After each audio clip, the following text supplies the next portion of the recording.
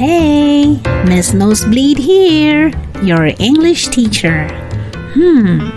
What can we learn today?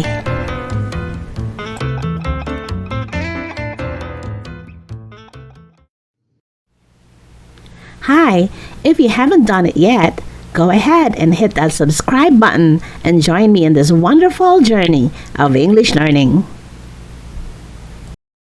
Hello, friends. Today we're going to talk about the idiom, go for it.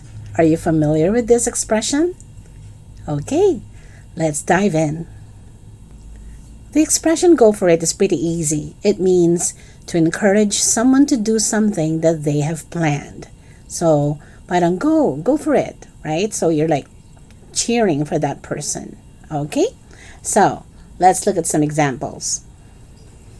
The first example, she seems to like you. Ask her for a date. Go for it.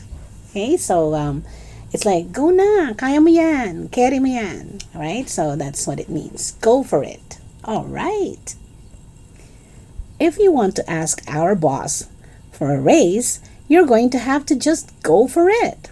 Okay, so it's like pushing that person to do it. So you can say, go for it. All right. Good. And the final example, I know you want that dress. Go for it. Okay, go ahead and buy it. You know, pamper yourself. Go for it. Okay, very, very easy, right? All right. So if you look at the grammar part, when you want to use it in the present tense, you can use the verb go or goes depending on the subject. And an example be, you should go for it. So that's a modal. Now, if you want to use it in the past tense, what's the past of go? It's went, right? So she went for it, okay?